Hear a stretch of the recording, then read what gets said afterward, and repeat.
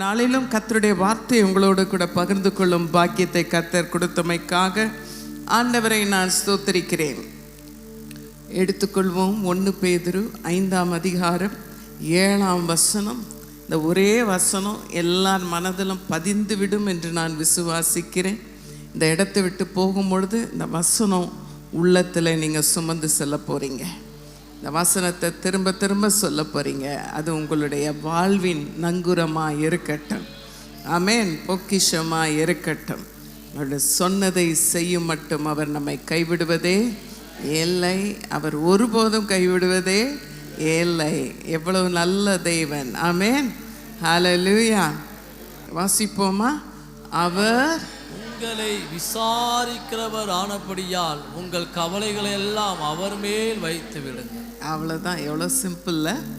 அவர் உங்களை விசாரிக்கிறவர் ஆனபடியால் உங்கள் கவலைகளை எல்லாம் அவர் பேரில் வைத்து விடுங்கள். ஆமென். ஹல்லேலூயா. இந்த கவலைன்னு ஒன்று இருக்கு பாருங்க. அது மனுஷனுடைய வாழ்க்கையே ரொம்ப பாழ்படுத்திடும். அது நம்ம சந்தோஷத்தை எல்லாம் திருடிடும், சுகத்தை கூட திருடிடும், சமாதானத்தை திருடிடும், எல்லாத்தையும் திருடிடும். அது பொல்லாத ஒரு சுவாபம். அது தேவன் கொடுத்ததல்ல. ஆமென். ஹல்லேலூயா. அதனால் பக்கத்தில் பார்த்து சொல்லுங்க, அவர் உங்களை விசாரிக்கிறவர். எவர்? யார் உங்களை விசாரிப்பார்? இயேசு கிறிஸ்து. சொல்லுங்க, யார் உங்களை விசாரிக்கிறவர்? இயேசு கிறிஸ்து உங்களை விசாரிக்கிறவர் ஆனபடினால உங்கள் கவலைகள் 1-2 உள்ள இருக்கிற அத்தனை கவலையும் அத்தனை பாரத்தையும் யார் பேரில் வைத்து விடுங்கள்? அவர் மேல். எவர் மேல்? இயேசுவின் மேல். சொல்லுங்க, அவர் ஒருவர் தான் எல்லாவற்றையும் சுமந்து தீர்ப்பார். ஆமென்.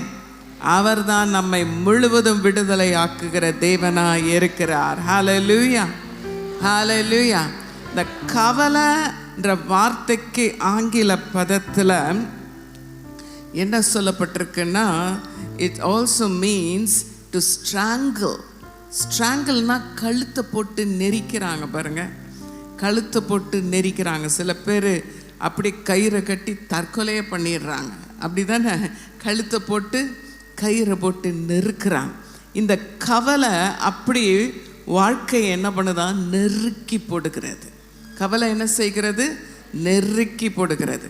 அது மாத்திரம் இல்லை. இந்த when stress and worry and anxiety take control of us, they can also strangle us and paralyze us with fear. நம்மளை ஸ்ட்ராங்கிள் பண்ணுற மாதிரியும் நம்ம வாழ்க்கையை பேரலைஸ் பண்ணும். பேரலைஸ்னால் எந்த காரியமும் செய்ய முடியாதபடி அப்படியே நம்ம தோய்ந்து போய்விடுவோம். அதுதான் கவலை செய்யக்கூடிய காரியம். ஆமென். ஹல்லேலூயா. அதனால தான் அந்த வசனம் சொல்லுகிறது, அவர் உங்களை விசாரிக்கிறவரானபடியினால் உங்கள் கவலைகளை எல்லாம் அவர் பேரில் வைத்து விடுங்க. இயேசு நம்முடைய கவலைகளை எல்லாம் தீர்க்க வல்லவர். நம்முடைய கவலைகளை போக்க பல வாக்குத்தத்தங்கள், வசனங்கள், வழிகளை நமக்கு ஆண்டவர் வேதத்தில் எழுதி கொடுத்திருக்கிறார். அவர் வாக்குரைத்திருக்கிறார், சொல்லியிருக்கிறார். மத்தேயு 6ஆம் அதிகாரத்தில் எடுத்து வாசிப்போம்.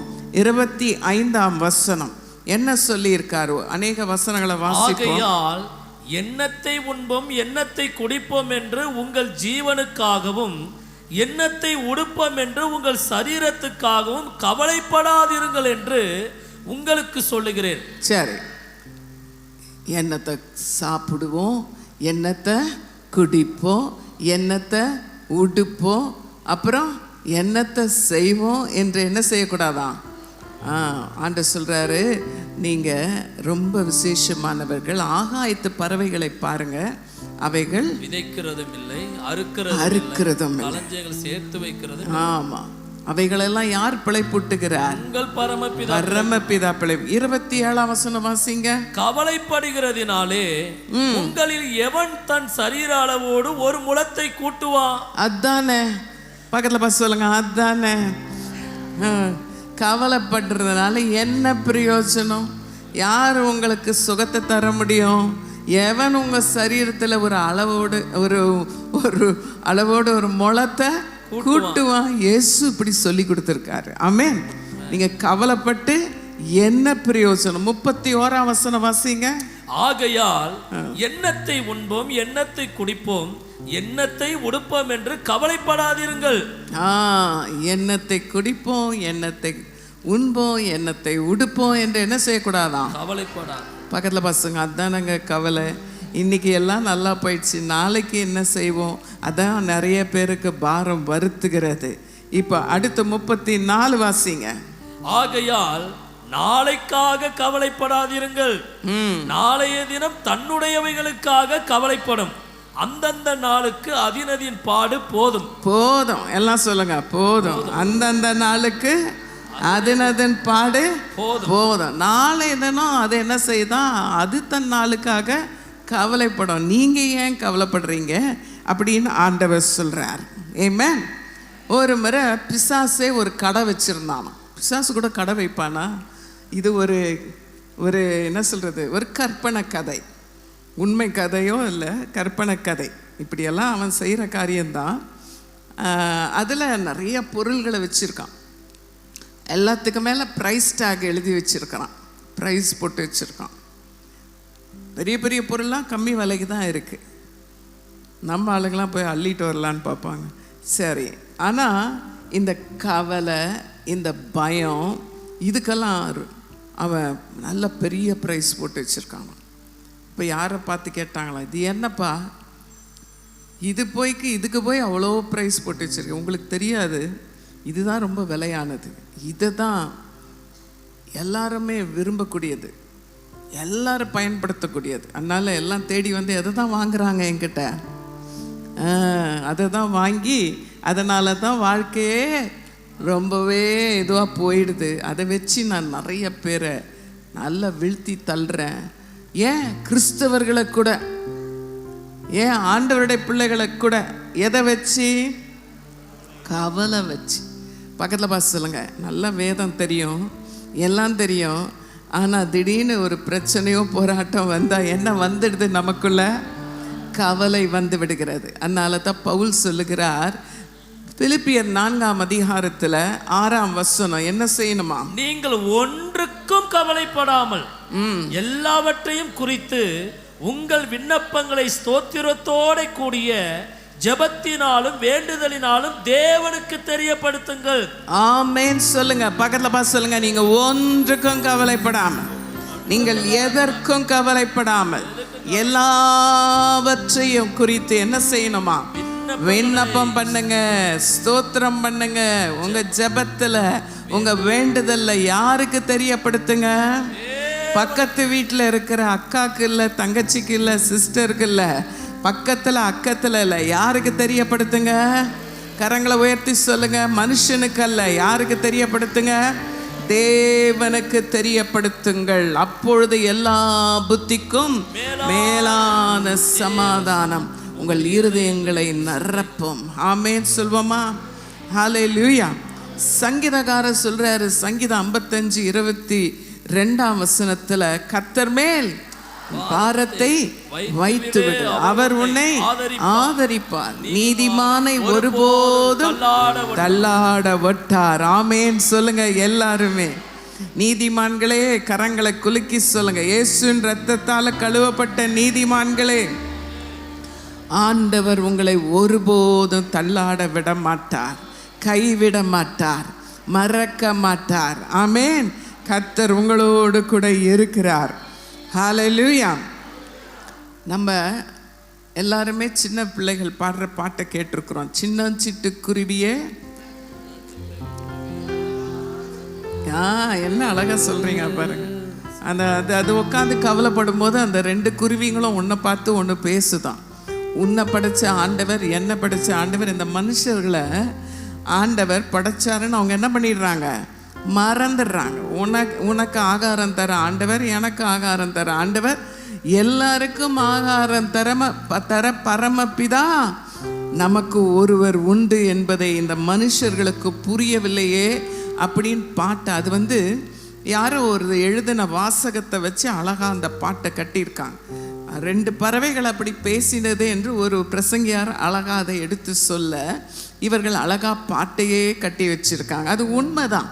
பக்கத்தை பார்த்து சொல்லுங்க, பறவைகள், ஆண்டு சொல்றார் காட்டு புஷ்பங்கள், இவைகளெல்லாம் பாருங்க, இதெல்லாம் எவ்வளோ அழகா படைச்சிருக்கேன். அதனுடைய இதெல்லாம் உங்கள் பக்கத்திலே வர முடியாது, அவ்வளோ பியூட்டிஃபுல்லாக ஃப்ளவர்ஸ் இருக்குது. அதை விடவா உங்களை நான் உடுத்துவிக்க மாட்டேனோ, உங்கள் தேவையை சந்திக்க மாட்டேனோ? பறவைகளுக்கு யார் கஷ்டப்பட்டு அதுக்கு ஆகாரத்தை யார் டெலிவர் பண்ணுறாங்க? அதை பரலோக தேவன் அன்னன்னைக்கு அதனுடைய தேவைகளை அற்புதமாய் சந்திக்கிறவர். இங்கே உட்கார்ந்திருக்கிற ஒவ்வொருத்தருடைய தேவைகளை சந்திக்க அவர் வல்லவராய் இருக்கிறார். நமக்கு ஒரு பரமபிதா உண்டு. ஹல்லேலூயா. லூக்கா எழுதின சுவிசேஷத்தில் 10ஆம் அதிகாரத்தில் மார்த்தாள் மரியாள் என்ற 2 சகோதரிகள் இருந்தார்கள். அவர்கள் வீட்டுக்கு லாசரு என்ற சகோதரனும் இயேசு அந்த பெத்தானியால இருந்து அந்த வீட்டுக்கு போவார் வருவார். அவர்களுக்கு ஆண்டவர் சத்தியங்களை போதிப்பார். அந்த வீட்டுக்கு ஆண்டவர் ஒரு முறை போன பொழுது மார்த்தாள் ஆண்டவருக்கு நல்ல ஆகாரம் சமைக்கணும்னு பற்பல வேலைகளில் அவள் ஈடுபட்டு அந்த வேலைகளை நிமித்தம் அவர் ரொம்ப சோர்ந்து டயர்டாகி அவ கவலைப்பட ஆரம்பிச்சா. ஆனால் மரியாளோ இயேசுவின் பாதத்தில் அமர்ந்து எதை பற்றியும் கவலை இல்லை, உங்கள் பாதம் ஒன்று போதும் என்று அமர்ந்து கொண்டார். ஆனால் மார்த்தாளோ பல காரியங்களில் குறித்து கலங்கி கவலைப்பட்டு கொண்டிருந்தார். இயேசு ஒரு வார்த்தையை சொன்னார். என்ன சொன்னார்? மார்த்தாளே மார்த்தாளே, நீ அநேக காரியங்களை குறித்து கவலைப்பட்டு கலங்குகிறாய், தேவையானது ஒன்றே, மரியாள் தன்னை விட்டு எடுபடாத நல்ல பங்கை தெரிந்து கொண்டாள் என்றார். ஆமென் சொல்லுங்க. ஹல்லேலூயா. மார்த்தாளுங்க நிறைய பேர் இங்கே உட்கார்ந்துட்டு இருக்கிறோம்ல, நிறைய காரியங்களை குறித்து நம்ம என்ன பண்ணுறோம்? வீணா கலங்குறோம். நாம் தான் உலகத்தை உருட்டுற மாதிரி நினச்சிக்கிறோம். நம்ம இல்லை, நாம் உலகத்தை உருட்டலை. ஒருவர் மேலே அமர்ந்திருக்கிறார். எல்லாம் செய்ய வல்ல தேவனை நாம் சார்ந்து வாழ தேவன் நம்மை எதிர்பார்க்கிறார். ஆமென். ஹல்லேலூயா. ஆண்டவர் சொன்னார், மரியாளோ தன்னை விட்டு நல்ல பங்கை சொல்லுங்க. அதை ஒன்று பிடிச்சிட்டா எல்லாம் பின்னாடி வரும். முதலாவது தேவனுடைய ராஜ்யத்தையும் அப்படியே நீதியும் தேடுங்கள், அப்பொழுது உங்கள் வாழ்வுக்குரியவைகள் எல்லாம் உங்களுக்கு கூட கொடுக்கப்படும். ஆமேன் சொல்வோமா? இன்றைக்கு என்ன தேவையோடு வந்தீங்களோ அந்த தேவையை பரமபிதா உங்களுக்கு சந்திக்க ஆவலாயிருக்கிறார், பிரியமாயிருக்கிறார். இன்றைக்கு உங்களை வெறுமையாய் அனுப்புவதில்லை, உங்கள் தேவையை சந்தித்து தான் தேவன் உங்களை அனுப்ப போகிறார். அவர் நம்மை விசாரிக்கிறவர், இந்த உலகத்தையே படைத்தவர், அண்ட சராசரங்களை உண்டாக்கினவர், நட்சத்திரங்கள், ஆண்டவர் படைத்த அந்த விண்மீன்கள், இந்த ஸ்பேஸில் இருக்கிற அந்த காரியங்களை படிக்கிறதுக்கும் போகிறதுக்கும் மனுஷன் பெரிய சாதனை படைக்கிறான்னு நினைக்கிறான். ஆனால் அதெல்லாம் அவர் வார்த்தையிலே படைத்தார். ஆமென். இவை எல்லாவற்றையும் படைத்த தேவன் தான் நம்மை விசாரிக்கிறவர். பக்கத்தில் பார்த்து சொல்லுங்க, எவ்வளோ பெரிய தேவன் நம்மை விசாரிக்கக்கூடியவராக இருக்கிறார். சங்கீதக்காரர் சொல்கிறாரு, 8ஆம் சங்கீதத்தில் 3ஆம் 4ஆம் வசனத்தில் என்ன சொல்கிறாரு? மனுஷனை நீ நினைக்கிறதற்கும் நீ விசாரிக்க. 4ஆம் வசனம் வாசிங்க. மனுஷனை நீ நினைக்கிறதற்கும் மனுஷகுமாரனை நீ விசாரிக்கிறதற்கும் அவன் எம்மாத்திரம் என்கிறேன். ஆமென் சொல்லுங்க. அந்த ரகசியத்தை அனுபவத்தை கண்ட தாவீது சொல்றார், ஐயா என்ன நினைக்கிறதற்கும் என்னை விசாரிக்கிறதற்கும் நான் ஏமாத்திரம். பக்கத்தில் பார்த்து சொல்லுங்க, அவ்வளோ அன்பு வச்சிருக்கார் ஆண்டவர் உங்க பேரில். ஆண்டவர் ஒவ்வொருவர் பேரில் அன்புள்ளம் கொண்ட தெய்வமாய் இருக்கிறார். ஆமென். தாய் தன் பாலகனை மறப்பாளோ, அவள் மறந்தாலும் நான் உங்களை மறப்பதில்லை என்று ஆண்டவர் சொல்றார். உங்களை என் உள்ளங்கையில் வரைந்து வைத்திருக்கிறேன், உங்கள் மதில்கள் எப்பொழுதும் எனக்கு முன்பதாக இருக்கிறது என்று ஆண்டவர் சொல்றார். ஆமென். ஹல்லேலூயா. பக்கத்தில் பார்த்து சொல்லுங்க, ஹலோ, ஆண்டவர் இன்றைக்கு காலையில் வந்திருக்கிறதே உங்களை விசாரிக்க தான். உங்களை ஆண்டவர் தேற்றதான் வந்திருக்கிறார், உங்களை உற்சாகப்படுத்த வந்திருக்கிறார். நம்முடைய ஆண்டவர் மன உருக்கம் கொண்டவர். ஆமென். எப்படிப்பட்டவருங்க? அது மாத்திரம் இல்லை, அனுதாபம் காட்டுவார். நம்ம செய்கிறது தப்புன்னு அவருக்கு தெரிஞ்சாலும் அந்த தப்பை கண்டிக்காமல் நம்ம பேரில் தயவு கொண்டு முதல்ல நம்ம கண்ணீரை துடைப்பார். என்ன செய்வார்? கண்ணீரை துடைத்து நம்மளை ஆற்றுவார், நம்மளை தேற்றுவார், நம்மளை தைரியப்படுத்துவார், அவருடைய அன்பை முதலாவது வெளிப்படுத்துவார். கவலைப்படாத மகளே, நான் உன் கூட இருக்கிறேன், தைரியமாக மகனே, நான் உன்னை விட்டு விலகலை, நல்ல தோல் மேலே தட்டி கொடுத்து சப்பாஷ் தைரியமாக இரு, எதை குறித்து கவலைப்படாத, நான் உனக்கு கூட இருக்கிறேன், நீ எதற்கு கவலைப்படணும்? உலகமே முழுகி போயிட்ட மாதிரி நீ ஏன் நினச்சிட்டு வந்திருக்கிற? இந்த சின்ன விஷயத்துக்காக அண்ட சராசரங்களை உண்டாக்கின தேவன் ஒருபோதும் உன்னை கைவிடுவதில்லை, உறங்குவதும் இல்லை, தூங்குவதும் இல்லை, மறப்பதில்லை, நானும் கூட இருக்கிறேன் என்று ஆண்டவர் இந்த காலவெளியிலே ஒவ்வொருவரையும் தைரியப்படுத்தவே நம் மத்தியிலே கடந்து வந்திருக்கிறார். ஹல்லேலூயா. இந்த கவலைன்னு ஒன்று இருக்கு பாருங்க. இந்த கவலைக்கு கொஞ்சம் இடம் கொடுத்தா அது சிஸ்டரையும் கூப்பிட்டு வந்துடும். அதுக்கு ஒரு தங்கச்சி இருக்குது. அது யார்? தங்கச்சியோ அக்காவோ. அது பயம். அது பேர் என்னங்க? அது நீங்கள் கூப்பிடாமலே பின்னாடி வால் பிடிச்சிட்டு உள்ளே வந்துடும். கவலைக்கு இடம் கொடுத்தீங்கன்னா பின்னாடி என்ன வரும்? பயம் வரும். இதெல்லாம் சேர்ந்து உங்கள் வாழ்க்கையை பால்படுத்தி விடும். பக்கத்தில் பார்த்து சொல்லுங்கள், இதெல்லாம் சேர்ந்து உங்கள் வாழ்க்கையை பாலாக்கி விடும். அதனால் முதல்ல எதுக்கு இடம் கொடுக்கக்கூடாது? ஆமாம், ஆண்டவர் சொல்கிறார், அவர் உங்களை விசாரிக்கிறவர் ஆனபடியினால் உங்கள் கவலைகளை எல்லாம் அவர் பேரிலே வைத்து விடுங்கள் என்று கர்த்தர் சொல்கிறார். இந்த அழகான பியூட்டிஃபுல் இந்த வாக்குத்தத்தத்தை சொன்னவர் யார் என்றால் பேதுரு. பேதுரு இயேசுவோடு நெருங்கி வாழ்ந்த ஒரு அப்போஸ்தலன், ஒரு சீஷன். இந்த 1 பேதுரு 5:7 தான் இப்போ நம்ம திரும்ப சொல்லிட்டு இருக்கிறோம். சொல்லுங்க பார்க்கலாம் இன்னொரு முறை. அவர் உங்களை விசாரிக்கிறவரானபடியால் உங்கள் கவலைகளை எல்லாம் அவர் மேல் வைத்துள்ளேன். உங்க கவலை அது என்ன கவலையா இருந்தாலும் அவர் பேரிலே வைத்து விடுங்கள். ஆமென். நீங்க சுமக்க வேண்டிய அவசியம் இல்லை. யார் சுமக்க ஆயத்தமாக இருக்கிறது? அவர் சுமக்க ஆயத்தம். அது பிள்ளைகளை பற்றிய கவலையா, வீட்டு பிரச்சனையா, இல்லை பண பிரச்சனையா, கோர்ட் கேஸா, எந்த பிரச்சனையானாலும் இந்த இடத்தை விட்டு போகும்போது நீங்கள் லகுவா ஃப்ரீயா நல்ல சிறகடிக்கும் பறவைகளை போல இந்த இடத்துல இருந்து ஃப்ரீயா போக தான் ஆண்டவர் உங்களுக்கு திரும்ப திரும்ப திரும்ப திரும்ப இந்த வார்த்தைகளை, வாக்குத்தத்தங்களை உங்களுக்கு சொந்தமாய் தருகிறார்.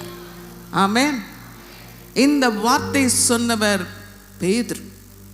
பேதுரு சும்மா சொல்லிடல, ருசித்து அனுபவித்து நிரூபித்து பார்த்து இந்த வார்த்தையை அவர் நமக்காக எழுதி வைத்திருக்கிறார். ஆமென். அவர் என்ன சொல்றாரோ அதை அனுபவித்து இருக்கிறார். அவர் சொல்றார், அவர் உங்களை விசாரிக்கிறவர். அவர் தெய்வம், அவர் பெரிய எஜமான். இன்னைக்கு பெரிய ஆட்கள்லாம் சுலபமாக போய் பார்க்க முடியாது.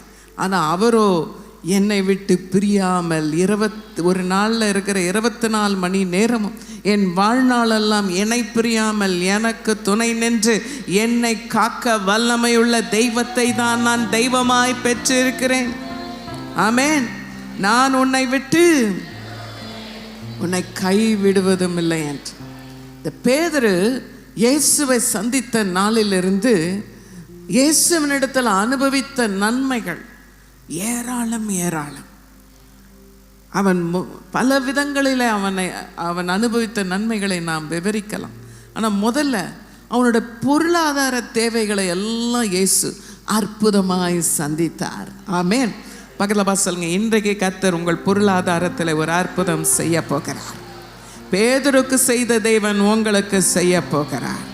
ஆமென். ஒருவருக்கும் பட்சபாதம் உள்ளவர் அல்ல, எல்லாருக்கும் சமமாய் அற்புதங்களை செய்ய வல்லவராய் இருக்கிறார். ஹல்லேலூயா. லூக்கா 5:1-8 வாசிக்கும் பொழுது வேதத்தில் அருமையாய் சொல்லப்படுகிறது. இன்றைக்கு கூட யாரும் வாசித்தீங்க, வெரி குட். அந்த வசனத்தில் பேதுருனுடைய படகு கடற்கரையிலே நின்று கொண்டிருந்தது. எங்கே நின்று கொண்டிருந்தது? கடற்கரையிலே நின்று கொண்டிருந்தது. ஆனால் இயேசு அந்த படகை வாங்கி அந்த படவில் ஏறி உட்கார்ந்து ஜனங்களுக்கு போதகம் பண்ணினார். யாருடைய படகுல? பேதுரு, சீமோன் பேதுருடைய படகுல உட்கார்ந்து ஜனங்களுக்கு என்ன செய்தாரு? போதகம் பண்ணினார். நாங்கெல்லாம் இன்னைக்கு இவ்வளோ நல்ல பிளாட்ஃபார்மில் உட்கார்ந்துருக்கிறோம். என் இயேசு எதையும் பிளாட்ஃபார்மாக மாற்றிடுவார். படகையே ஒரு பிளாட்ஃபார்மாக மாற்றிடுவார், மலையே ஒரு பிளாட்ஃபார்மாக மாற்றிடுவார். வேறு எது எல்லாத்தையும், வீட்டையும் எல்லாத்தையும் பக்கத்தில் பார்த்து சொல்லுங்கள், இயேசு இருக்கிற இடம் தாங்க பிளாட்ஃபார்ம். ஆமேன். அது தாங்க சிறந்தது. இப்போ யார் படகுல ஏறி உட்காந்துட்டாரு? பேதுரு. பேதுரு கேட்டார், உங்கள் படகு கொடுங்கம்மா. அம்மா உங்கள் பேக்கை கொடுங்கம்மா. நான் கொடுத்துருவீங்கல்ல, நீங்கள் எனக்கு கொடுத்துருவீங்க. தெரியாத ஒரு ஆள் வந்து கேட்டால் கொடுப்பீங்களா? என்ன என் பேக்கை எப்படி கேட்குறேன்னு நம்ம நினைப்போம்ல.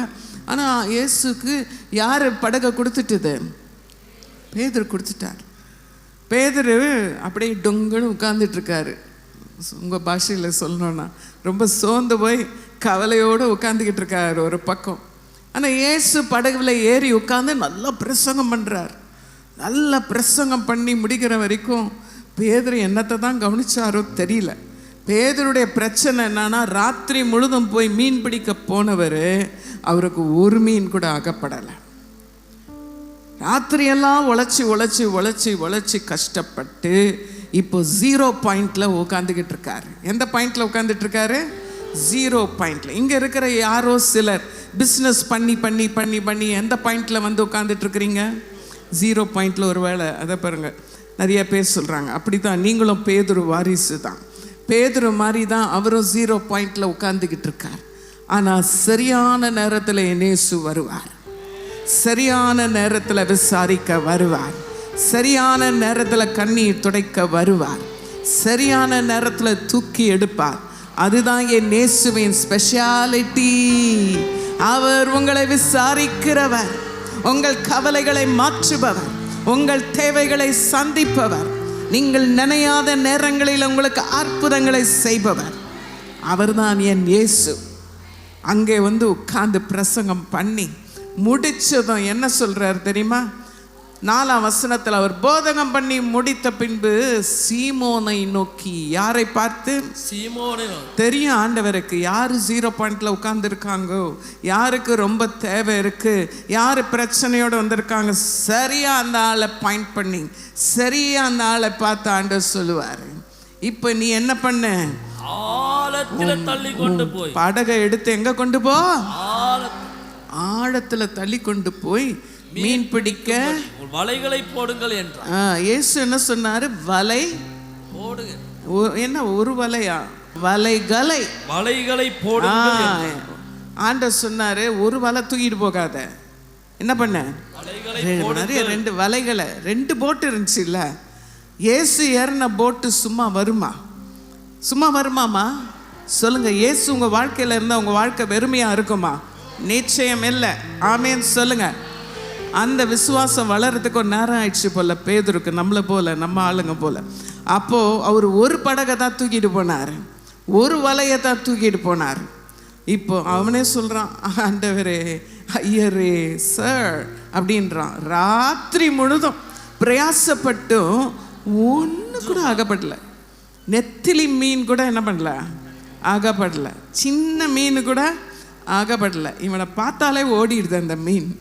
எல்லாம் டாட்டா காமிச்சு தூரம் ஓடிடுது. அப்படி ஓட வச்சிருப்பார் ஆண்டவர். ஆமேன். சில நேரத்தில் ஆண்டவருக்கு தெரியும் எப்படி ஒரு ஆளை முடக்கி தம் பக்கம் இழுக்கணும்னு ஆண்டவர் அறிஞ்சு வச்சிருக்கார். ராத்திரி முழுதும் இவர் மீன் பிடிச்சி நல்ல மீன் கொண்டு வந்தால் இவர் படகு கரையில் நின்று இருக்குமா? இவர் மார்க்கெட்டுக்கெல்லாம் போயிருப்பார், இவர் வியாபாரத்துக்குள்ளெல்லாம் இறங்கி இருப்பார். ஆண்டவருக்கு அப்படி அல்ல, இவரை பிடிக்கணும் தான். மீனை விட யாரை பிடிக்கணும்? முதல்ல பேதுருவை பிடிக்கணும். ஸோ ஆண்டவர் சொன்னார், இப்போ போடுப்பா, என் வார்த்தை போடு, வலைய போடு. அப்போ சொல்கிறான், நான் இங்கே மீனே கிடைக்காது, நான் லைஃப் லாங் ஃபிஷர்மேன், நான் கடல்லே பிறந்து கடல்லே வாழ்வேன். உங்களை விட எனக்கு கடலில் பற்றி நல்லா தெரியும். என்ன போய் வலை போடுன்றீங்களா? சரி, உங்கள் வார்த்தையின்படி நான் என்ன பண்ணுறேன்? வலையை போடுது. நான் நினைக்கிற மீன் வரவே வராது. ஆனால் எது நிமித்தம் வலையை போடுறேன்? உங்கள் வார்த்தை நிமித்தம் நான் என்ன பண்ணுறேன்? வலை போடுறேன். இதுதான் நம்மெல்லாம் படிச்சுக்கொள்ளணும். என் பிரயாசம் இல்லை, இந்த வேதம் என்ன சொல்லுதோ அந்த வேதத்துக்கு கீழ்ப்படிந்து நான் செவி கொடுக்கிறேன் என்று சொல்லுகிறவர்கள் தான் ஆசீர்வாதத்தை அள்ளி செல்பவர்கள். ஆமென், ஹல்லேலூயா. அந்தப்படி அவர்கள் செய்து என்ன ஆச்சா, வலை கிழிந்து போகத்தக்கதாக மிகுதியான, எல்லாம் இழுத்து சொல்லுங்க, மிகுதியான மீன்களை பிடித்தார்கள். அந்த மீன் நிறைய இருந்ததுனால எல்லாம் பக்கத்தில் அக்கத்தில் சைகை காமிச்சு, வாங்க வாங்க எங்களுக்கு உதவி செய்யுங்க, நாங்கள் படகு முழுகிடும் போல, இவ்வளோ மீன் வந்துடுச்சுன்னு அக்கத்து பக்கத்து படகெல்லாம் கேட்டு இந்த படகெல்லாம் நிரப்ப ஆரம்பித்தார்கள். ஆமேன் சொல்லுவோமா, ஹல்லேலூயா. பேதுரு கேரக்டரு எனக்கு ரொம்ப பிடிக்கும். பேதுரு ரொம்ப டிரான்ஸ்பரண்ட் மேன், ரொம்ப உணர்ச்சி வசம் உள்ளவர். எதையும் ஒளிவு மறைவு அவருக்குள்ளே இருக்காது, இருக்கிறத இருக்கிற மாதிரி எல்லாம் பேசிடுவார். அப்போ அவரை பார்த்ததும் என்ன சொல்கிறார், சீமோன் பேதுரு அதை கண்டு இயேசுவின் பாதத்தில் விழுந்து, ஆண்டவரே நான் பாவியான மனுஷன், நீர் என்னை விட்டு போக வேண்டும். இது ஏன் நீ வராத போயிட அப்படி சொல்ல, நான் தகுதி இல்லைப்பா, நான் ரொம்ப மோசமான ஆள், என்ன மாதிரி ஆள்கிட்ட நீ பக்கத்தில் வர நான் கொஞ்சம் கூட பாத்திரனே அல்ல, தகுதி அல்லன்னு சொல்லி அந்த உணர்ச்சி வசப்பட்டாருன்னா அவர் வாயிலிருந்து சும்மா வார்த்தைகள் வசையாமொழியும், என்ன போய் இந்த அளவுக்கு நீங்கள் ஆசீர்வச்சிட்டிங்களே அப்படின்னு சொல்லி, நீர் என்னை விட்டு தூரம் தான் போயிடணும், ஏன்னா கொஞ்சம் கூட இதுக்கு தகுதியே இல்லை. அவன் பார்த்த காரியம் அவனுக்கு பிரமிப்பை தந்தது. அவனை சுற்றி இருக்கிற ஜனங்களெல்லாம் ஆச்சரியப்பட்டாங்க. அநேக வேத பண்டிதர்கள் சொல்கிறாங்க, இவனுக்கு அன்னைக்கு கிடைச்ச மீன் அந்த வருமானம் மீதி 2 வருஷத்துக்கு அவன் குடும்பத்துக்கு போதுமானதாக இருந்திருக்க வேண்டும். அவ்வளோ பெரிய வருமானத்தை ஆண்டவர் அவனுக்கு சம்பாதித்து கொடுத்து தான் ஆண்டவர் பேதுரை பார்த்து சொல்றார், இதை பார்த்தா பெரிய ஆச்சரியப்படுற பேதுருவே, இனி நான் அவனை மனுஷரை பிடிக்கிறவளாய் மாற்றுவேன் என்று ஆண்டவர் சொல்லுகிறார். நீங்க ஆசீர்வதிக்கப்பட்ட பிறகு அப்படி உட்காரக்கூடாது. நீங்க ஆண்டவருக்காக ஆத்துமாக்களை ஆதாயம் செய்கிற தேவ பிள்ளைகளாய் மாற வேண்டும் என்பதுதான் தேவன் விரும்புகிறார். ஹல்லேலூயா. இன்றைக்கு கர்த்தர் அநேகர் வாழ்க்கையில பொருளாதார தேவைகளை சந்திக்க போகிறார், பொருளாதார அற்புதங்களை செய்ய போகிறார். ஒருவேளை உங்க பேங்க் அக்கௌண்ட் 0 பாயிண்ட்ல இருக்கலாம். கடைசியில் எவ்வளோ தான் அனுமதிப்பாங்களோ பேங்க்காரு, அவ்வளோதான் என் பேங்க்கில் அக்கௌண்ட்டில் காசு இருக்குது.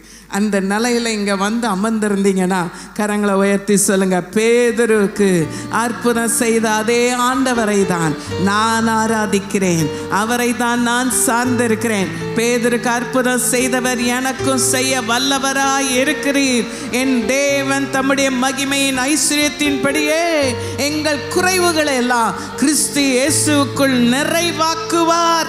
நல்ல கரங்களை தட்டி ஆண்டவருக்கு நன்றி சொல்லுங்க. ஆண்டவர் ஒருபோதும் உங்களை கைவிடுவதில்லை. உங்களுக்கு அற்புதங்களை செய்வார், அதிசயங்களை செய்வார், தேவைகளை சந்திப்பார். ஆமென். அம்மட்டும் அவன் ருசிக்கலாங்க. இன்னொரு முறை அவங்க வாழ்ந்த அந்த நாட்கள் ரோம அதிகாரிகள் எல்லாரிடத்துலையும் அவர்கள் வரி பணம் வாங்குவாங்க. இப்போ டாக்ஸ் வாங்குறாங்க பாருங்க, அந்த மாதிரி அவங்க டாக்ஸ் வாங்குவாங்க, எல்லார்கிட்டையும் வாங்குவாங்க. யூதர்களிடத்தில் அவங்க யூத பூமியில் வாழ்ந்தாலும் யூதர்கள்ட்டையும் வாங்கிட்டு தான் இருந்தாங்க. ஏன்னா ரோம சாம்ராஜ்யம் தான் எல்லாரையும் ஆளுகை செய்தது. பேதுரை பிடிச்சி கேட்டிருப்பாங்க, ஏய் நீ இன்னும் டாக்ஸ் கட்டலை, நீ டாக்ஸ் ஒழுங்காக மரியாதையாக கட்டிடு, இல்லைன்னா உன்னை பிடிச்சி என்ன பண்ணிட்டு போகிறோம், கட்டி ஜெயிலில் போட்டுருவோம், இல்லை இதை பண்ணிவிடுவோம் அதை பண்ணிவிடுவோன்னு மிரட்டியிருப்பாங்க. இவனுக்கா பெரிய கவலை, என்ன பண்ணுறதுன்னே தெரியலை, ரொம்ப சோகமாக இருந்திருப்பான். இன்றைக்கி சில பேர் இங்கே உட்காந்துருக்கலாம், இன்னும் வீட்டு வாடகை கட்ட முடியல, எலக்ட்ரிசிட்டி பில் கட்ட முடியலை, இன்னும் வாட்டர் பில் கட்ட முடியலை, இன்னும் பிள்ளைகளுக்கு ஃபீஸு சரியாக கட்ட முடியல. இப்படிப்பட்ட நிலையில் நம்ம இருக்கும் பொழுது அந்த வருத்தம் நம்மளை பாரப்படுத்த தான் செய்யும். இவரும் கொஞ்சம் அப்படியே சைலண்ட்டாக அப்படின்னு வராரு. ஆண்டவருக்கு எல்லாம் தெரியும். பக்கத்தில் பார்த்து சொல்லுங்க, எல்லாம் தெரியும். அவர் எப்படிப்பட்டவர், அவர் நம்மை விசாரிக்கிற தேவன். நீங்கள் ஒன்றும் தெரியாத மாதிரி தான் இங்கே உட்கார்ந்துட்டு இருக்கீங்கல்ல, அவர் உங்கள் இருதயத்தை நன்றாக கூர்ந்து பார்க்கிறவர். ஹல்லேலூயா. அவர் உங்கள் இருதயத்தின் ஆழங்களை அவர் என்ன பண்ணுறாராம்? அறிந்திருக்கிறார். ஆமென். ஹல்லேலூயா. இங்கே பாருங்க, மத்தேயு 17:24-25 வாசிங்க. அவர்கள் கப்பர்நகூமில் வந்தபோது வரிப்பணம் வாங்குகிறவர்கள் பேதுருவினிடத்தில் வந்து, உங்கள் போதகர் வரிப்பணம் செலுத்துவதில்லையா என்று கேட்டார்கள். செலுத்துகிறார் என்றான். அவன் வீட்டிற்குள் வந்தபோது அவன் பேசுகிறதற்கு முன்னமே இயேசு அவனை நோக்கி, சீமோனே, உனக்கு எப்படி தோன்றுகிறது? பூமியின் ராஜாக்கள் தீர்வையையும் வரியையும் தங்கள் பிள்ளைகளிடத்திலோ அந்நியரிடத்திலோ யாரிடத்தில் வாங்குகிறார்கள் என்று கேட்டார். அதற்கு பேதுரு, அந்நியரிடத்தில் வாங்குகிறார்கள் என்றான். இயேசு அவனை நோக்கி, அப்படியானால் பிள்ளைகள் அதை செலுத்த வேண்டுவதில்லையே?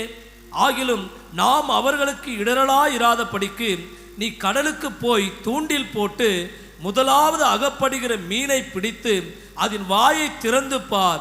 ஒரு வெள்ளி பணத்தை காண்பாய். அதை எடுத்து எனக்காகவும் உனக்காகவும் அவர்களிடத்தில் கொடு என்றார். ஆமென் என்று சொல்லுவோம். ஹல்லேலூயா. சொல்லுங்க, என் தேவன் சின்ன தேவையோ பெரிய தேவையோ எல்லா தேவையும் சந்திக்க அவர் நமக்கு போதுமானவராய் இருக்கிறார். ஆமென் சொல்லுங்க. இப்பொழுதே உங்கள் கரங்களை உயர்த்தி உங்கள் தேவைகளை சொல்லிக்கிட்டே இருங்க. அப்பா, இந்த தேவையை பார்த்துக்கொள்ளுங்க. என் பரமபிதா, என் நல்ல தகப்பனே, இந்த தேவையை உங்கள் பாதத்தில் வச்சிடுறேன் அப்படின்னு சொல்லிகிட்டே இருங்க. அவர் நம் தேவைகளை எல்லாம் சந்திக்க வல்லமை உள்ளவராய் இருக்கிறார். ஆமென். பேதுரு இந்த பிரச்சனையை கேட்டுட்டு ஒன்றும் சொல்ல முடியாமல், ஐயோ எங்கள் ஆண்டவர் செலுத்துகிறாரான்னா ரொம்ப அழகா, ஏன் ஆண்டவர் செலுத்துவார் அப்படின்னு தான் தன்னுடைய தலைவரை, எஜமானை விட்டு கொடுக்காம பேசிட்டு தான் போகிறார். ஆமென். எப்படி பேசுகிறாரு? விட்டு கொடுக்காம பேசிட்டு தான் போகிறார். ஆனால் உள்ள நுழையும் போதே ஆண்டவருக்கு நல்லா தெரியும், அவர் மனுஷன் உள்ளத்தில் இருக்கிறதை நன்றாய் அறிந்தவர். ஆண்டவர் அழகாக கேட்குறாரு, யாருப்பா டாக்ஸ் கட்டுவாங்க? பிள்ளைகளா அந்நியரா? அந்நியர் தான் கட்டுவாங்க. இந்த பார்தலத்தின் சொந்தக்காரர், இந்த பூமியை உண்டாக்கினவர், அவரே டாக்ஸ் கட்ட வேண்டிய ஒரு சூழ்நிலை வந்தது என்றால் நான் அதிக நேரம் உட்கார்ந்து ஆச்சரியப்படுவேன். எவ்வளவாய் உம்மை தாழ்த்திருக்கிறீர் ஆண்டவரே, எவ்வளவாய் உம்மை தாழ்த்திருக்கிறீரப்பா. மனுஷனுக்கு மனுஷனை போல இப்படி இந்த பூமியில் நீங்கள் வாழ்ந்தீங்கன்னா இதை விட ஒரு என்ன சொல்கிறது சிறப்பு வேறு எதுவுமே இல்லை. அவர் படைச்ச பூமியிலேயே அவர் என்ன செஞ்சாராம்? பேதுருட்ட சொல்கிறாரு, இது எனக்காகவும் உனக்காகவும் போய் என்ன பண்ண, வரி வசூலிக்கிறவர்கள் இடத்துல கொடு. எங்கே காசு கிடச்சிச்சு? இன்றைக்கி போய் எல்லாரும் மீனை தேடாதீங்க. எந்த மீனை ஆண்டவர் வச்சுருக்காருன்னு பார்க்காதீங்க. ஆண்டவருக்கு உங்கள் தேவையை சந்திக்க பல வழிகள் உண்டு. ஆமென். பேதுரு மீனவன், அவனுக்கு மீன் பிடிக்க தான் தெரியும். அதனால் அவனுக்கு என்ன பண்ணிட்டாரு, போய் மீன் பிடின்ட்டார். வேகமாக பிடிச்சிட்டு வந்துட்டான். அவன் பிடிச்ச வந்த முதல் மீன்லேயே ஒரு வெள்ளிக்காசு அது வாயில் வச்சிருந்தது. என்ன அதிசயம்! பக்கத்தில் பார்த்து சொல்லுங்க, உங்களை எலியாவை போஷிக்க காகங்களுக்கு கட்டளையிட்டார். அது காகம் அவனை கொண்டு வந்து அவனுக்கு வேண்டிய ஆகாரத்தை கொடுத்தது. பக்கத்தில் பார்த்து சொல்லுங்க, உங்கள் தேவையை சந்திக்க தேவன் வல்லவராய் இருக்கிறார். ஆமென். நம்ம ஆளுங்க அப்படி இல்லை. கர்த்தரை முதல்ல கேட்கறதில்ல, கேட்க வேண்டிய எல்லாருக்கிட்டையும் போய் கேட்டுட்டு வந்து அவமானப்பட்டுட்டு யாரும் கொடுக்கலன்னா பிறகு தான் என்ன பண்ணுவாங்க? பக்கத்தில் பசங்க, ஏங்க அந்த உல்ட்டா வேலை? முதல்ல என்ன செய்யுங்க, கேட்க வேண்டியவர்கிட்ட போய் கேளுங்க. அப்போ நீங்கள் கேட்க வேண்டாம், மற்றவங்க தேடி தேடி வந்து உங்களை உங்ககிட்ட ஒரு வேளை கர்த்தர் கொடுக்கவும் வைப்பார். உங்கள் தேவையை எப்படியும் சந்திப்பார். ஆமென் சொல்லுவோமா? சிங்க குட்டிகள் கர்த்தரை தேடுகிறவர்களுக்கோ ஆமென் சொல்லுங்க. கர்த்தர் இந்த மாதம் நான் விசுவாசிக்கிற உங்களில் இருக்கிற அநேகருக்கு இந்த அற்புதங்களை செய்ய போகிறார். தடைப்பட்ட பணங்களை எல்லாம் ரிலீஸ் பண்ணி கர்த்தர் உங்களுக்கு தரப்போகிறார். உங்களுக்கு திரும்ப கடன் கொடுக்காமல் ஏமாற்றி கொண்டு இருப்பவர்களெல்லாம் கொடுக்க வைப்பார். உங்களுக்கு கிடைக்க வேண்டியதை கிடைக்க செய்வார். என் தேவன் நம்முடைய பொருளாதார தேவையை சந்திக்க வல்லவர். உங்கள் கன்னத்தில் கையை வச்சு சொல்கிறார், உங்களை விசாரிக்கிற தேவன். என் பிள்ளையை ஏன் கவலைப்படுற? என் மகளை ஏன் கலங்குகிறாய்? ஏன் திகைக்கிறாய்? நான் உன் தேவன் அல்லவா? உன் தேவையை சந்திக்க நான் போதுமானவர் அல்லவா? பொருளாதார தேவை மாத்திரமல்ல, சரீர சுகத்தையும் ஆண்டவர் தர வல்லவராய் இருக்கிறார். எந்த டாக்டர்களால் கொடுக்க முடியாது, செய்ய முடியாது அந்த ட்ரீட்மெண்ட், அந்த சுகத்தை என் தேவன் டைரக்டா உங்களுக்கு தர வல்லவராய் இருக்கிறார். ஆமென். ஒரு வியாதி உங்களுக்கு வராதபடி உங்களை காக்கவும் வல்லவராய் இருக்கிறார். இயேசு எப்பொழுதெல்லாம் ஒரு அற்புதம் செய்கிறாரோ, இயேசு கூடவே டிராவல் பண்ணவர் பேதுரு. எத்தனை அற்புதங்களை அவன் பார்த்துக்கிட்டே இருந்திருப்பான். எப்படி குஷ்டரோகியை குணமாக்கினார், எப்படி மரித்தோரை உயிரோடு எழுப்பினார், எப்படி ஆண்டவர் குருடரின் கண்களை திறந்தார், எப்படி பல அற்புதங்களை செய்தாருன்னு கூடவே இயேசுவோடு நடந்த பேதுரு எத்தனை அற்புதங்களை பார்த்தவர். பேதுருக்கு நல்லா தெரியும், என் ஆண்டவர் ஒருவரே அற்புத நாயகர், சுகம் தரும் தெய்வம் என்பதை அவன் அனுபவித்து இந்த வார்த்தைகளை நமக்கு எழுதி வச்சிருக்கான். ஆமென், ஹல்லேலூயா.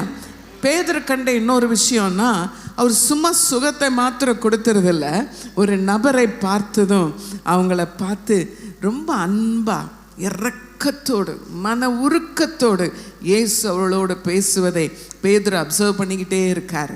எப்படி ஆண்டவர் ஒருத்தரை பார்த்ததும், நீ சொஸ்தமாக வேண்டுமென்று விரும்புகிறாயா அப்படின்னு ஜென்டிலாக பேசுகிறார்.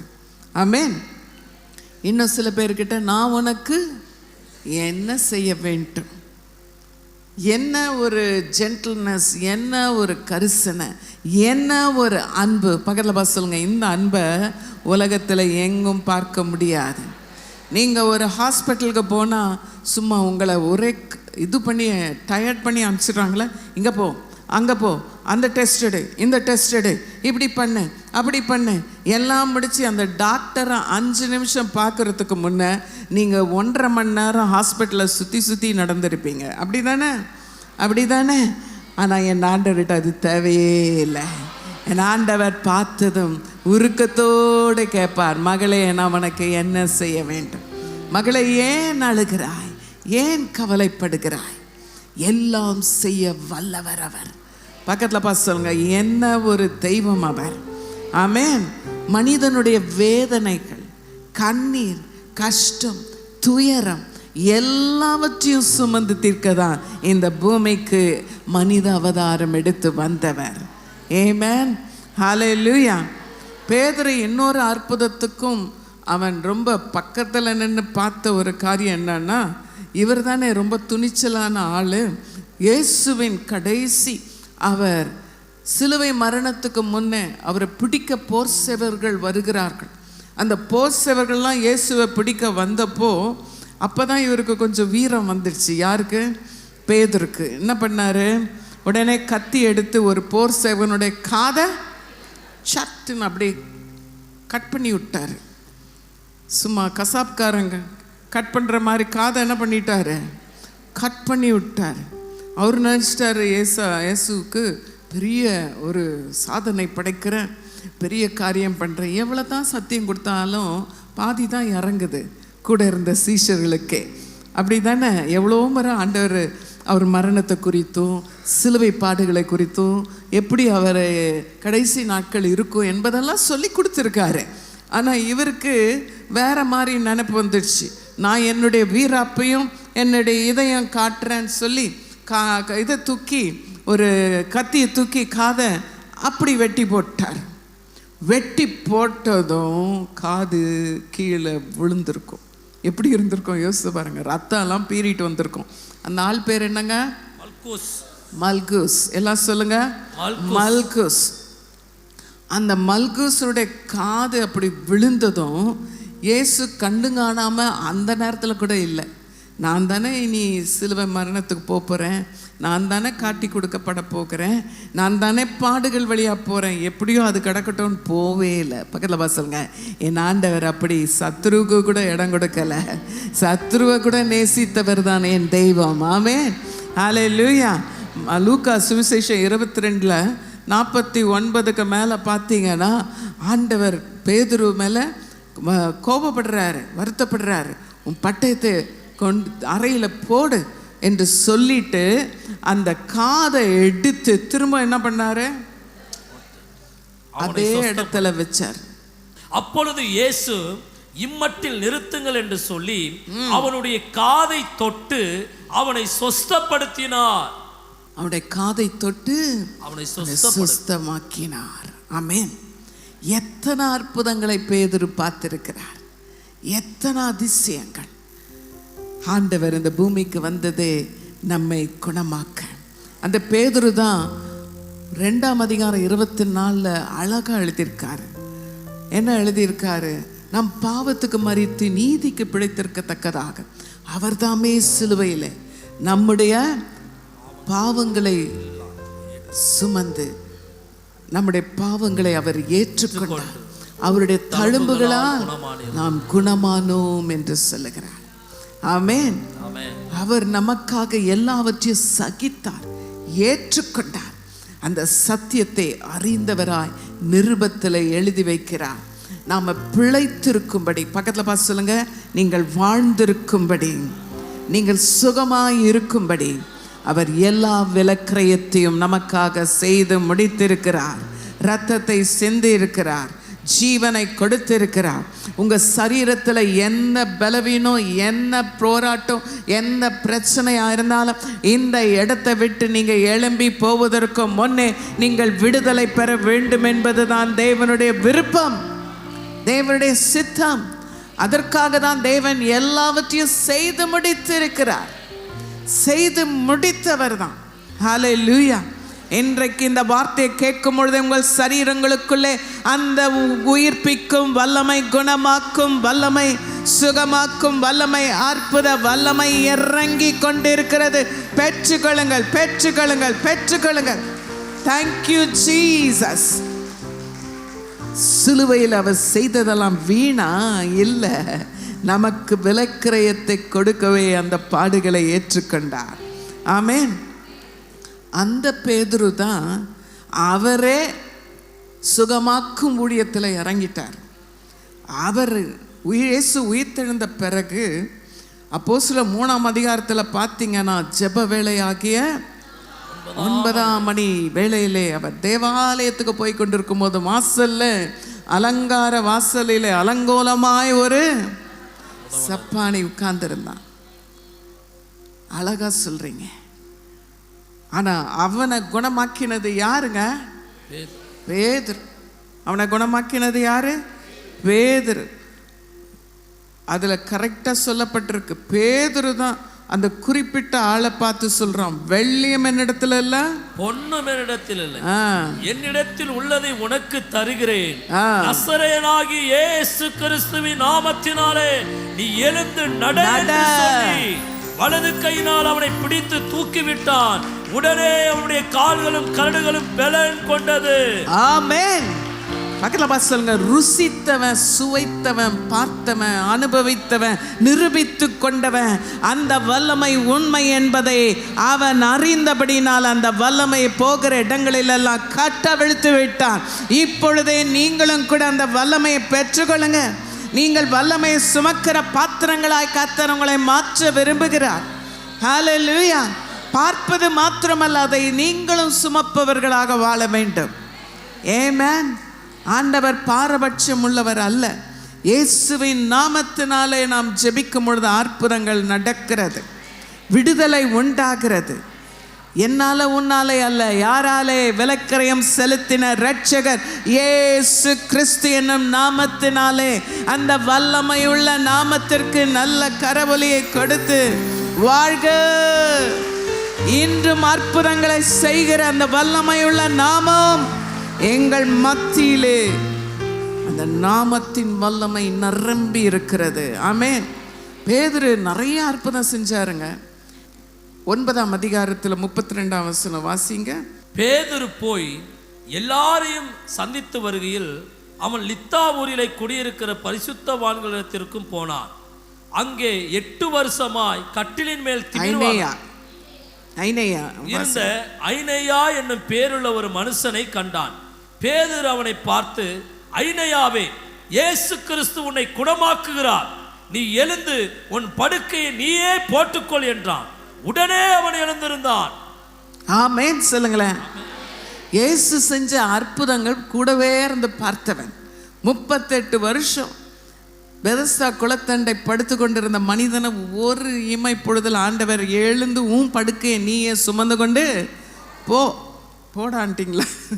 ஓகே, எப்படி சொன்னாலும் சரி, எழுந்துரு, நட அப்படின்னு ஆண்டவர் கொடுக்குற கமாண்டை பார்த்தான். அந்த பார்த்து இயேசுவோடு அவன் இதயம் ஒட்டி அந்த வல்லமையை பெற்றுக்கொண்டு இப்போ அதே கமாண்டை அவன் கொடுக்குறான் பாருங்க. அவன் சொல்கிறான், ஐனியாவே, நீ உன் படுக்கையை எடுத்துக்கொண்டு நீயே உன் படுக்கையை போட்டுக்கொன்றாரு.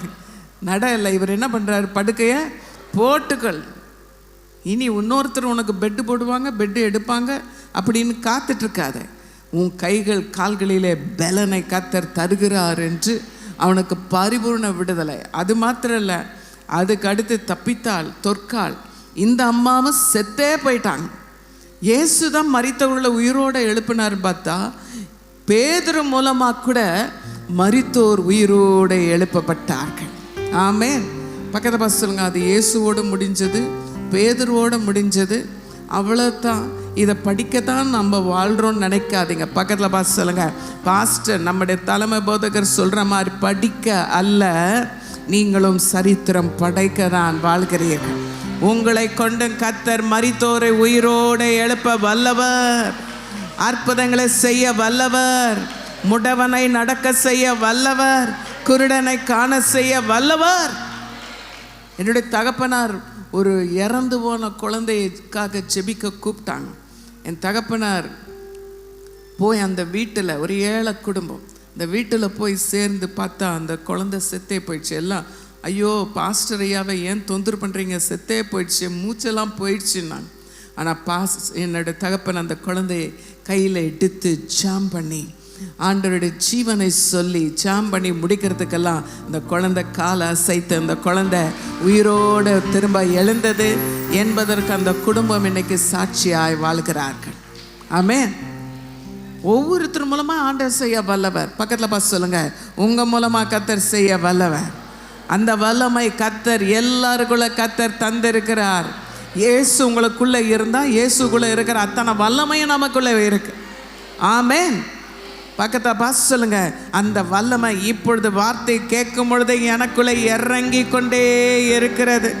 இன்றைக்கு கர்த்தர் என்னை பரிபூர்ண சுகமாக்கி விடுதலையோடு கூட தான் நடக்க வைப்பார். நொண்டி நொண்டி நடந்து வந்தாலும், தாங்கி தாங்கி நடந்து வந்தாலும், இன்றைக்கு போகும்போது லெஃப்ட் ரைட் போட்டுட்டு நல்ல வீர நடை, வெற்றி நடை, விசுவாச நடை போட என் தேவன் உங்கள் கால்களை மான் கால்களை போல மாற்றுவார், பல நடைய செய்வார். நாம் ஆராதிக்கிற விசுவாசிக்கிற இயேசு ஜீவனுள்ளவர். ஆமென். ஏதோ மரமோ கல்லோ அல்ல, ஜீவிக்கிற தெய்வம். ஆமென். அவர் நாமத்தை சொல்லும் போதே அங்கே வந்து நிற்கிறார். இப்போவே நம்ம மத்தியில் வந்து உலாவி கொண்டு இருக்கிறார். தேவை உள்ள ஒவ்வொருவர் மேலும் தம்முடைய கரத்தை வைத்து விசாரிக்கிறார், கண்ணீரை துடைக்கிறார், வேதனைகளை மாற்றுகிறார், அற்புதங்களை செய்கிறார். சில பேர் எவ்வளோதான் பிரசங்கம் பண்ணாலும் இப்படி தான் என்னை பார்த்துட்ருக்குறீங்க. போகும்போது என்னத்தை தான் சுமந்துட்டு போகிறீங்க. என்ன சுமந்து கொண்டு வந்தீங்களோ அப்படியே தான் போவீங்க. ஆனால் யார் யாரெல்லாம் அந்த வார்த்தைகளை பெற்றுக்கொண்டே இருக்கிறீங்களோ, விடுவிக்கப்பட்டவர்களாய், ஜெயமுள்ளவர்களாய், ஆசீர்வாதம் உள்ளவர்களாய், மற்றவர்களுக்கு ஆசீர்வாதத்தை வாங்கி தருபவர்களாய் கர்த்தர் உங்களை நடத்த போகிறார். ஹல்லேலூயா, ஹல்லேலூயா. கடைசியா பேதுரு ஒரு நல்ல சீஷன், இயேசுவோடு ஒட்டி வாழ்ந்தவன், இயேசுவோடு இருந்தவன்.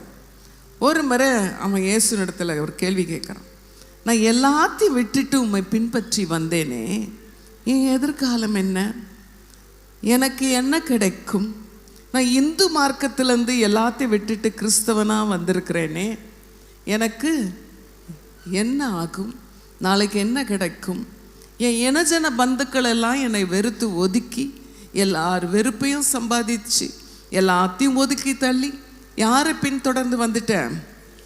இயேசுவை பின்தொடர்ந்து வந்தேனே, எனக்கு என்ன நடக்கும்? எனக்கு என்ன கிடைக்கும்? இந்த கேள்வி எல்லார் உள்ளத்துலேயும், இன்றைக்கி அநேகர் உள்ளத்துலேயும் இருக்கிறது. அப்படி தானே? அந்த கேள்வி அவர் உள்ளத்துலேயும் தான் இருந்தது. மார்க்கு 10ஆம் அதிகாரத்தில் 28 வாசிங்க. அப்பொழுது பேதுரு அவரை நோக்கி, இதோ நாங்கள் எல்லாவற்றையும் விட்டு உம்மை பின்பற்றினோமே என்று சொல்ல தொடங்கினான்.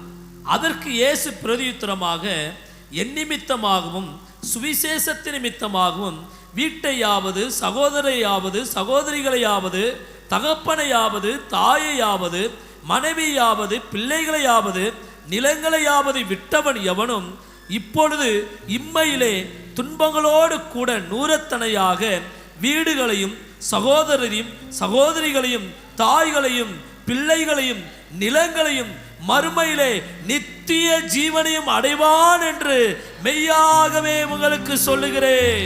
சூப்பர், ஆமென், ஹalleluya.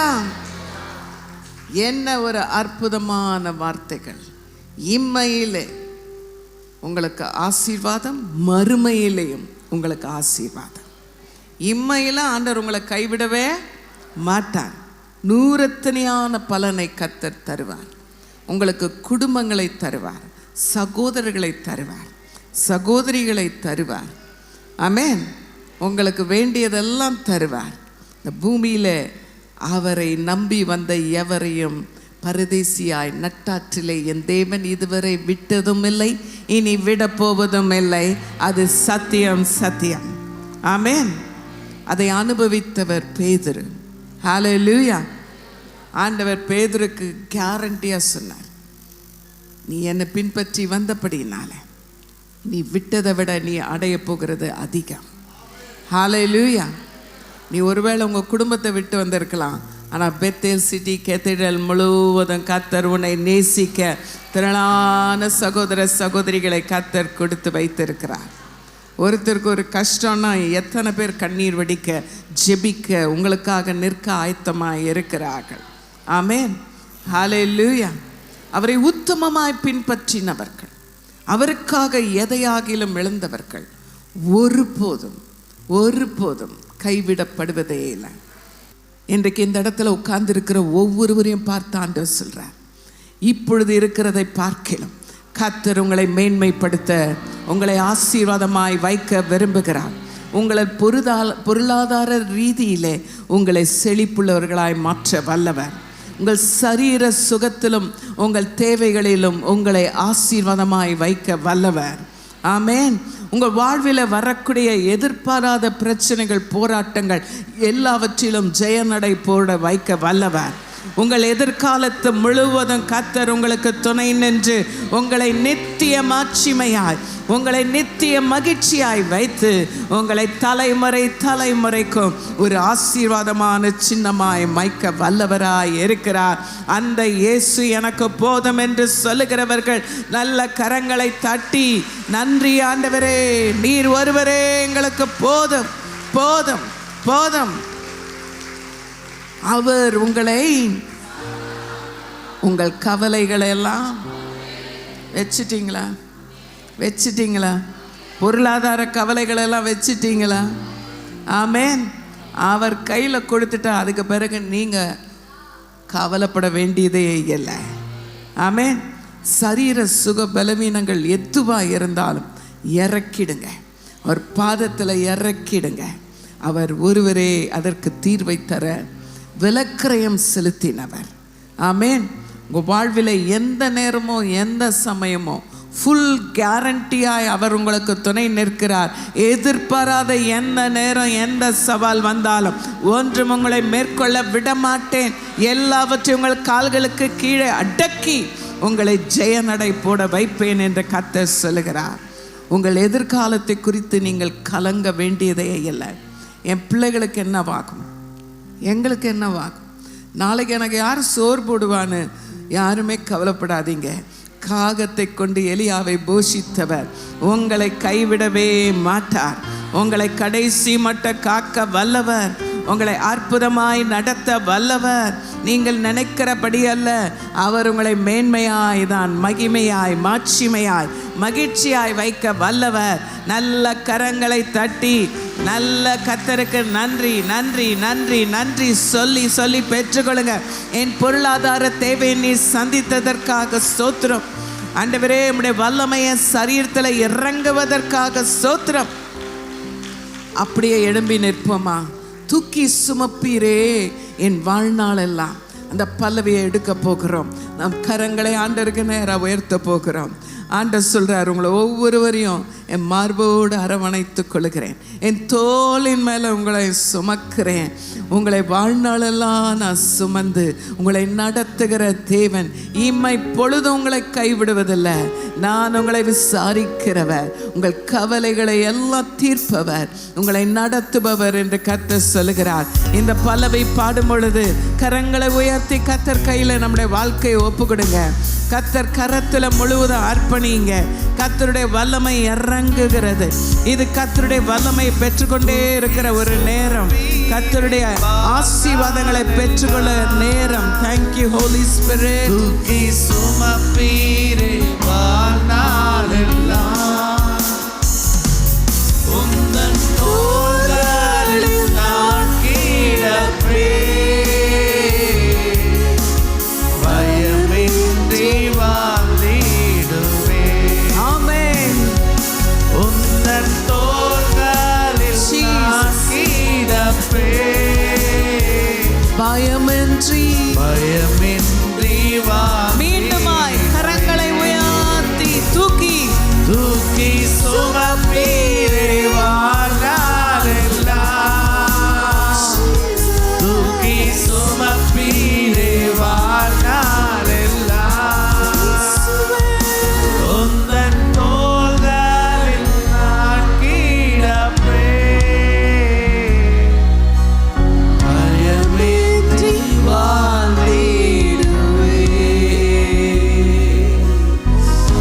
அநேகருக்கு ஆண்டவர் பக்கத்துல வந்து அரவணைத்து, கலங்காதே, பயப்படாதே, திகையாதே, நான் உன்னோடு கூட இருக்கிறேன், எதை குறித்து நீ பயப்படாதே, ஒன்று உன்னை தொடுவதில்லை, ஒன்று உன்னை மேற்கொள்ள முடியாது.